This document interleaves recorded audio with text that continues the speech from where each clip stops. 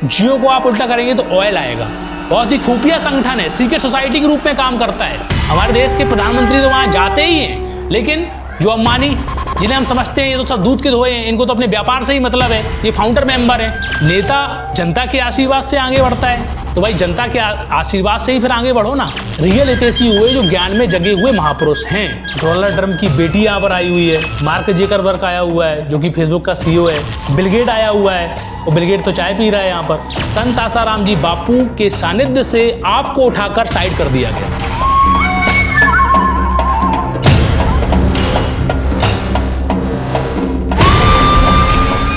नमस्कार, मैं हूं रूपेश। क्रांति चैनल में आपका एक बार फिर से स्वागत है। हमारे कई विश्लेषणों में आप सुनते चले आए होंगे कि हितैषियों की ओर लौटें। अधिकांश मैं विश्लेषण के लास्ट में आपको यही सलाह देता हूं कि आप अपने हितैषियों को समझें, उनके लिए कदम उठाएं और अपने हितैषियों को पहचान कर उनकी ओर लौटें। आज भारत देश में जो आपके हितैषियों से दूर करके आपको जो आर्टिफिशियल चकाचौंध की ओर जो नए हितैषी खड़े किए गए हैं, बनाए गए हैं, उनकी चकाचौंध में आपको आपके परिवार को और आपके भविष्य को किस ओर ढकेला जा रहा है, ऐसा क्यों किया जा रहा है, और आप अगर इस सच्चाई को नहीं समझेंगे तो आखिर आगे का बचाव आप कैसे कर पाएंगे। इसीलिए इन तमाम बातों में विचार मंथन बहुत ज़रूरी है।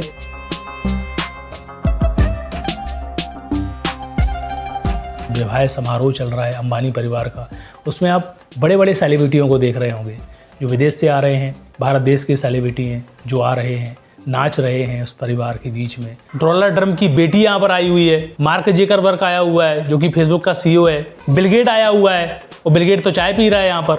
आखिर इतने बड़े बड़े सेलिब्रिटी जो वर्ल्ड इकोनॉमिक फोरम के जो रिचेस्ट फैमिली हैं, जो पूरे विश्व की संपत्ति को मुट्ठी में रखती हैं, पूरे विश्व की इकोनॉमी जो मतलब खास भारत की ऐसी इकोनॉमी हम बोलें तो ये लोग अपनी जिस जेब में रखती हैं, ऐसे बड़े बड़े सेलिब्रिटीज़ यहाँ पर आ रहे हैं। तो अंबानी का रियल चेहरा क्या है, अब ये समझ लेते हैं कि अंबानी का रियल चेहरा क्या है। ये आप जैसे ही डालेंगे तो आपको फटाक से पता चलेगा कि Mukesh Ambani is the members of foundation board of World Economic Forum. जी हाँ, वर्ल्ड इकोनॉमिक फोरम के फाउंडर मेंबर हैं।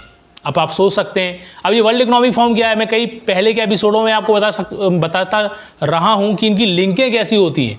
जो ये सीक्रेट सोसाइटी होती है, ये अपने वेरिएंट बदलती रहती हैं, कभी भी इनका एक नाम पर्टिकुलर नहीं चलता है। जैसे कि हमारी महाभारत हो गई, रामायण हो गई, जो 5000 साल पहले जाओ या 15000 साल पहले से क्रम चला आ रहा है कि रामायण है तो रामायण ही है, महाभारत है तो महाभारत ही है, और जो सूत्र सिद्धांत है तो उसके वही हैं। लेकिन इनके जो नाम हैं वो बदलते रहते हैं। जैसे कि आप देखें फ्रीमेसन, इल्लुमिनाटी से आप आ जाओ गोलमेज समुदाय, सीक्रेट सोसाइटियाँ, फिर इसमें गोलमेज समुदाय के बाद जो ये मीटिंग्स होती हैं, फिर बिल्डरवर्स की मीटिंग होती है, उसी को तब्दील कर दिया जाता है वर्ल्ड इकोनॉमिक फोरम के रूप में, जो आज हम देख रहे हैं।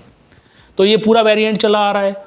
गोलमेज समुदाय से लेकर आप फ्रीमेसन या फिर इल्लुमिनाटी से लेकर आप आज वर्ल्ड इकोनॉमिक फोरम के आप लक्ष्य को देखेंगे तो आप पाएंगे कि 1 nation 1 currency 1 religion, borderless country. अब इसमें वन अर्थ में तो काम हो गया है, वसुधैव कुटुंबकम का नारा दे दिया गया है। अब ये वसुधैव कुटुंबकम का नारा क्यों दे रहे हैं, इसके पीछे ही मैंने 3 खास सीरीज़ बनाई हैं, उसको मैं डिस्क्रिप्शन लिंक में डाल दूंगा, आप जरूर उस सीरीज़ को देखना। आपको पूरा पता चल जाएगा कि आखिर ये सीक्रेट सोसाइटी किस पैटेंट पे काम कर रही है और आज भारत के साथ क्या हो रहा है। तो फिर आगे बढ़ते हैं।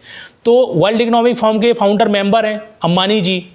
अब मैंने आपको बताया था कि जो ये वर्ल्ड इकोनॉमिक फोरम के जो मेंबर हैं, वैसे तो उन्होंने हर एक वर्ग से अपने अपने मेंबर्स बनाए हैं, चाहे वो जो इकोनॉमी हो या जो कंपनियों के काम चल रहे हो, सबसे इन्होंने एक एक मेंबर को उठाया है, उनको अपना पैटेंट दिया है। और क्लोज स्वैप तो खुद बोलता है कि हम ही तैयार करते हैं, रूस जैसे जो पुतिन बैठे हुए हैं बड़े बड़े जो राष्ट्रपतियों को, प्रधानमंत्रियों को हम तैयार करते हैं, जिसकी वीडियोज़ भी मैं कई बार आपके सामने रख चुका हूँ कि वर्ल्ड इकोनॉमिक फोरम आखिर कितना ताकतवर आज पॉलिसियाँ खेल रही है।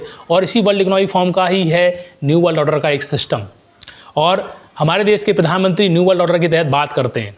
और न्यू वर्ल्ड ऑर्डर का जब पहला सूत्र है कैपिटलिज्म, यानी कि लोकशाही। तो अभी आपको जो दिख रही है कि अभी जो चकाचौंध दिख रही है कि हम बीजेपी को ले आएंगे, कांग्रेस को ले आएंगे, हम वोट डालने जाएंगे, हमारा वोट ही सबको न्याय दिलाएगा, लेकर आएगा सरकारों को, हमारे ही वोट से नेता चुनते हैं वगैरह वगैरह, जो चकाचौंध चल रही है। लेकिन जो नेता, आपका ही नेता जो न्यू वर्ल्ड ऑर्डर की बात कर रहा है संसद में खड़े होकर, और न्यू वर्ल्ड ऑर्डर का सबसे पहला सूत्र क्या है कि आप जनता के हिसाब से नेता नहीं चुना जाएगा। कैपिटलिज्म में जो एलीट्स होंगे, जो देश के एलीट्स होंगे, जो खास रिच फैमिली होंगी, वह चुनेंगे कि आखिर देश की सत्ता में किनको लाना है, यानी कि मुकेश अंबानी जैसे लोग चुनेंगे। अब मुकेश अंबानी की जो फैमिलीज़ है वो कहीं ना कहीं अब इस सीक्रेट सोसाइटियों से जुड़ गई है, अब ऑफिशियल रूप से देखें मेंबर बन चुके हैं, तो इनकी हरकतें भी वैसी होंगी। अब हरकतें कैसी होंगी, भले ही चाहे अंबानी जी का जन्म भारत में हुआ है या फिर इनके लड़कों का जन्म यहाँ हुआ है, गुजरात में ये लोग रहते हैं वगैरह वगैरह, लेकिन इनको प्यार देखो जानवरों से ही है। जो रिचेस्ट फैमिली हैं, जो होल्डर हैं और जिन्होंने पूरी इकनॉमी खड़ी की है, पैसा बनाना सबको सिखाया है, ये आखिर जानवरों को ही पूजा करते हैं। इंसान से अच्छा ये लोग जानवरों को मानते हैं, इसलिए ये लोग डबल बॉन्ड्स बनाया करते हैं। बकरों को पूजना, और इनके खुद के देवी देवता होते हैं जो राक्षस प्रवृत्ति के होते हैं, उनमें खून वगैरह चढ़ाना, बलियाँ चढ़ाना, इनका सब पहले से बड़ा झमेला रहा है। ये सब आप जाएंगे इन कॉम्प्रेसी में तो आप बहुत कुछ पाएंगे, लेकिन हमको उसमें बात नहीं करनी है। हम सार साल समझाते हैं कि इनको जानवरों से बड़ा प्रेम होता है। जिस तरीके से आप आज तक इंटरव्यू ले रहा है उसके बेटे का कि आपको कौन सा जानवर पसंद है, तो बोलता है कि एलिफेंट हमको पसंद है। तो पापा ने हमारे पूरा ये जॉन खरीदा हुआ है जहाँ पर सब जानवर रहते हैं, शेर, चीता वगैरह वगैरह वगैरह वगैरह। अब कहीं ऐसा तो नहीं है कि ये लोग पूरी भारत में अगर देखें जहाँ जहाँ इनका नेटवर्क है, विदेशों में तो नेटवर्क में चल ही रहा है काम, जो इनके होल्डर्स हैं वो सब काम कर ही रहे हैं, लेकिन क्या ये जनता को भी जानवर समझते हैं कि मात्र इंसान जो जानवर है रियल उनको ही जानवर समझते हैं? आप जिस तरीके से आज 5G का नेटवर्क पूरे देश में फैलाया गया, 5G का नेटवर्क फैला, उस 5G के नेटवर्क से आज जानवरों को नुकसान हो रहा है। चिड़िया आप देखें, गौरैया नाम की चिड़िया थी, उसको नुकसान हुआ, वो आज देखने को नहीं मिलती। मेट्रो सिटियों में जाएंगे तो खास तौर से गायब हो गई है। अभी ब्रेन ट्यूमर के और टेस्ट के सबसे ज़्यादा लेबोरेटरी लैब खोले जा रहे हैं, यहाँ पर उनके हॉस्पिटल ज़्यादा खोले जा रहे हैं, जबकि आयुर्वेदिक में कोई आप देखेंगे ना अच्छे वैद्यों को खड़ा किया जा रहा है, ना उनके विशेष होटल हॉस्पिटल खोले जा रहे हैं। लोगों को आयुर्वेदिक में विश्वास ही ना रहे, वहाँ पूरा ख़त्म ही कर दिया जा रहा है। और यहाँ पर आप देखें कि हॉस्पिटल किसके खोले जा रहे हैं, माइग्रेन का ट्रीटमेंट हो वगैरह वगैरह, इसके हॉस्पिटल खोले जा रहे हैं, क्योंकि पता है कि जो ये 5G के रेडिएशन है इतने हार्मफुल हैं, नॉन आयोनाइजिंग रेडिएशन है इतनी हार्मफुल है कि आज से 50 साल पहले इस चीज़ों का रिसर्च हो चुकी थी और वैज्ञानिकों ने स्पष्ट बोल दिया था कि ये नॉन आयोनाइजिंग रेडिएशन अगर वास्तव में अगर समाज के बीच में उतारी गई तो मनुष्य जाति का विनाश ही विनाश होगा। अगर वो 5G मोबाइल कमर के पास रखेगा तो जीवाणु की क्षति होगी, नपुंसक व्यक्ति बनेगा। अगर वो माइंड के पास ले जाएगा तो उसका ब्रेन ट्यूमर और माइग्रेन जैसी बीमारियों के साथ साथ दिमाग से खाली होने की परंपराएं चालू होगी। ये तो चलो बड़े लोगों के हिसाब से बोला था, जबकि जो 20 साल से कम उम्र के बच्चे हैं उनके साथ कितना बड़ा कृत्य हो रहा है। छोटे छोटे बच्चे आप देखेंगे 10वीं क्लास में पढ़ते हैं, 5वीं क्लास में पढ़ते हैं, या फिर छोटे छोटे बच्चे अपना गेम खेल रहे हैं 5G मोबाइल में, उनको हाथों में मोबाइल पकड़ा दिया गया है। आम और टमाटर के भाव में बच्चे मोबाइल लेकर घूमते हैं, उनके साथ नॉन आयोनाइजिंग रेडिएशन क्या कृत्य करती होगी? क्या वो जीते जागते इंसान से जानवर के रूप में तब्दील नहीं हो रहे हैं? और जो स्टेक होल्डर बने हैं, जो बड़े बड़े एलिट्स बने हैं, वो आखिर ऐसा कृत्य क्यों कर रहे हैं बिजनेस के हिसाब से? और जो अपने आप को सेलिब्रिटी समझ रहे हैं, लोग सोचते हैं कि क्या हो गया क्या हो गया क्या हो गया। अरे क्या नहीं हो रहा है? आपके बच्चों का दिल और दिमाग खोखला बचपन से ही किया जा रहा है, तो आखिर चलकर वो आपके साथ क्या न्याय करेंगे, क्या इंसानियत बरतेंगे? वो आपके साथ इंसानियत क्या बरत सकते हैं या वो समाज के साथ इंसानियत बरतेंगे? इन तमाम चीज़ों में विश्लेषण विचार करना होगा। आप देखेंगे कि जितनी स्ट्रीम मीडिया है, वर्ल्ड की स्ट्रीम मीडिया है, भारत में भी आप देखेंगे तो एक पैरी पैरा नाम का एक कार्टून आता है और उस कार्टून को बच्चे लोग बड़े चाव से देखते हैं। पैरी पैरा कौन है? पैरी जो है वो एक लेडीज़ है जिसे क्यून बोला गया है, और उसी लेडीज़ की फैमिली में जो उसके मेंबर्स हैं वो सब जानवर हैं। शहर में रहने वाले जो मेंबर्स हैं या लोग हैं वो सब जानवर हैं, पूरे विश्व में रहने वाले लोग हैं वो सब जानवर हैं। तो यानी ये क्यून ही एक इंसान है, बाकी सब जानवर हैं। तो यानी इनका ये सब क्या, ये सब जो पेरी पेरा जो कार्टून है, ये माइंड प्रोग्रामिंग है, या आखिर कौन दे रहा है? ये कहीं ना कहीं एलिट से प्रेरित होकर, ये सब वर्ल्ड इकोनॉमिक फोरम से प्रेरित होकर बच्चों के दिमाग में ऐसे कार्टून दिखाए जाते हैं, और इस कार्टून के पीछे का बहुत बड़ा लॉजिक होता है। आप देखिए कि जो आपके स्टेक होल्डर हैं, जो एलिट्स हैं, वही क्यून है, बाकी सब जानवर हैं। तो कहीं ऐसा तो नहीं कि अंबानी फैमिली को मैं किसी भी कटाक्ष नहीं कर रहा हूं, बट इस कार्टून से इस कार्टून पर लिंक कर सकते हैं। कहीं ऐसा तो नहीं कि जो समाज में जो इंसान रहते हैं उनको भी जानवर समझ रहे हों? वैसे अगर नहीं भी समझ रहे हों तो अपने कर्मों के माध्यम से ये लोग लोगों को जानवर के रूप में तब्दील ही कर रहे हैं, नॉन आयोनाइजिंग रेडिएशन देकर, उसके हार्मफुल इफेक्टों को देकर। और जिस अश्लीलता को बच्चों को, बड़ों को बहुत मेहनत लगती थी, आज़ादी के बाद पैरेलल जो कंपनियां, एनजीओस काम कर रहे थे युवाओं की कमर तोड़ने में, उनको खोखला करने में, आज वही सुलभ और सरल उपाय के रूप में आप जियो के नाम में तब्दील होकर आप देखें नेता वो एंड्रॉयड मोबाइल है ना, लोगों के घर घर पहुंचा रहे हैं। आप अपने घर में ही एंड्रॉयड मोबाइल को आप देख सकते हैं कितने बच्चों के हाथ में कितने कितने मोबाइल्स रहते हैं। तो आप ये सब चीज़ें समझ सकते हैं कि इंसानों को कैसे जानवर के रूप में तब्दील किया जा रहा है। मेरा फिलहाल फोकस इस सब्जेक्ट में है, आप इस चीज़ को फोकस करें। इन तमाम चीज़ों को तो मैं आपको इसीलिए बता रहा हूँ जिससे कि आप आंखें खोल लें। जो लोग आपके देश में जन्म ले रहे हैं, जो लोग आपके बीच में पैदा होकर व्यापार कर रहे हैं, वो ईमानदार इतने ही नहीं है, वो कहीं और से ऑपरेट हो रहे हैं। आप आज देखें कि वर्ल्ड इकोनॉमिक फोरम तो विदेश में चल रहा है, बहुत ही खुफिया संगठन है, सीक्रेट सोसाइटी के रूप में काम करता है। हमारे देश के प्रधानमंत्री तो वहां जाते ही हैं, लेकिन जो अंबानी, जिन्हें हम समझते हैं ये तो सब दूध के धोए हैं, इनको तो अपने व्यापार से ही मतलब है, ये फाउंडर मेंबर हैं। और आज देखें कि पूरे देश भर में एक पूरा माहौल क्रिएट किया जा रहा है, एक रीच और जानवर थिन दी जा रही है। अब हम जियो जो नाम है इसको हम थोड़ा सा उल्टा कर लेते हैं।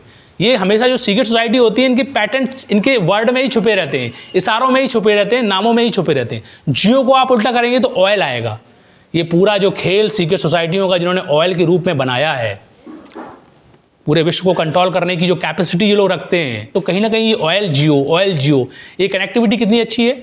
और फिर आप देखें इन तमाम चीज़ों के पीछे का जो आज मेरा लक्ष्य है वो ये समझाना है कि जहाँ पर एक और आर्टिफिशियल लोगों को खड़ा करके आपको ये दिखाया जा रहा है कि ये चकाचौंध है, इस चकाचौंध में तो आपको डूबना ही पड़ेगा। जो आपके रियल हितैषी हैं उनको आपसे दूर कर दिया गया है। अब रियल हितैषी कौन है? आज़ादी के बाद आप देखें कि शंकराचार्य आए, बड़े अखाड़ों का भी आप देखें कई संत आए जो छोटे लेवल में काम करते रहे। करपात्री जी महाराज वगैरह देखें, उन्होंने गौ हत्या के लिए काम किया, जन जागरण का काम किया। आज़ादी के बाद आप देखें बड़े पैमाने में जिन्होंने आध्यात्म की लहर लाई, ऐसे संत आसाराम जी बापू रहे जिन्होंने 80 से लेके बड़े पैमाने में प्रचार किया। आप देखें सन 2013 तक तो उन्होंने तूफान ला दिया अध्यात्म का। अपनी अध्यात्म की वाणी से उन्होंने एक साथ लाखों लोगों को बैठाकर एक जगह उन्होंने ओंकार की साधना सिखाई, ध्यान करना सिखाया, शांति कैसे पाना है वो सिखाया, मानवता सिखाई।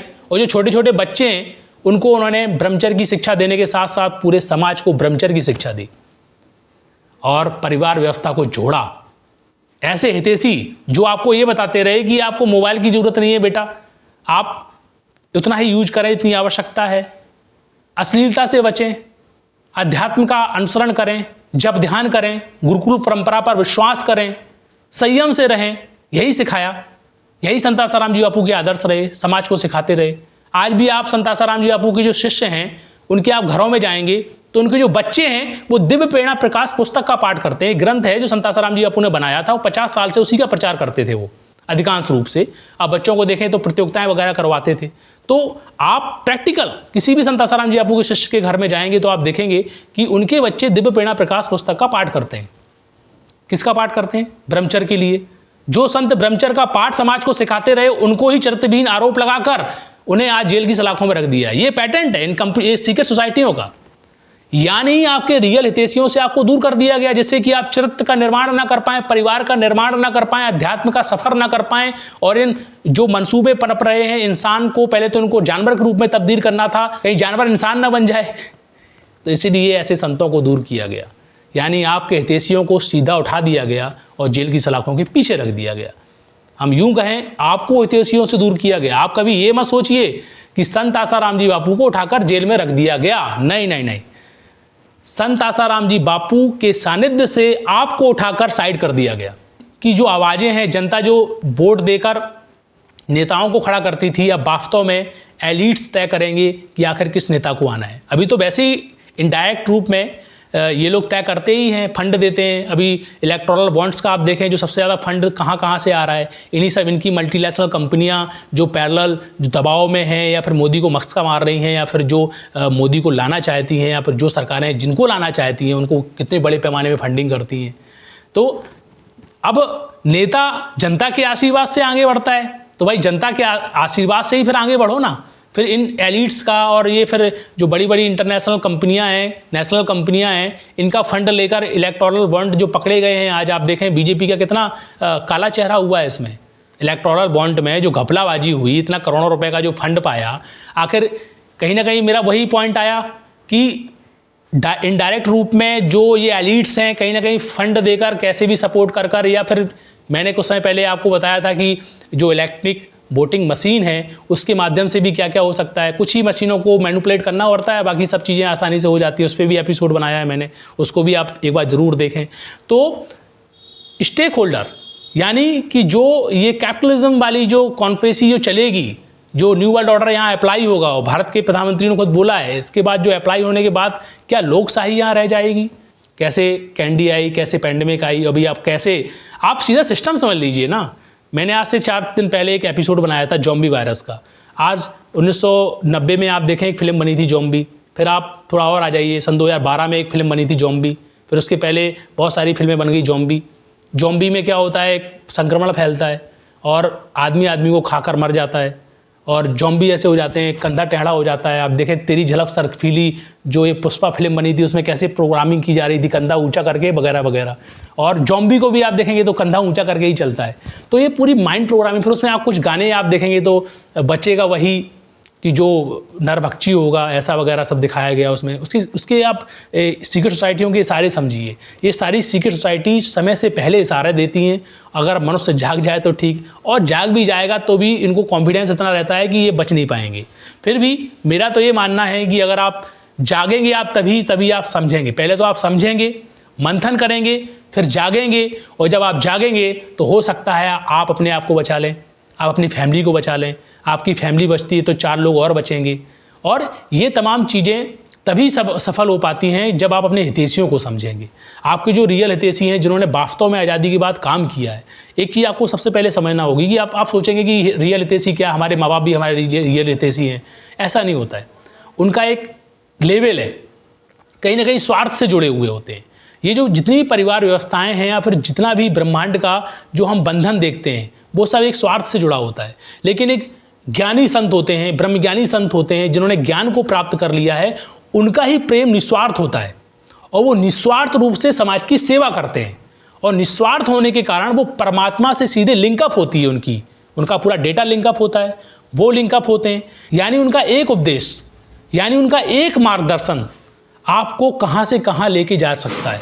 और यही रहा है, जब भी देश में विपत्ति आई है, या पूरे देश में हम आकलन करें हमारी संस्कृति के ऊपर, जब भी विपत्ति आई है तो संतों ने एक छोटा सा मार्गदर्शन दिया और उस पर वो चले हैं, सफलता मिली है।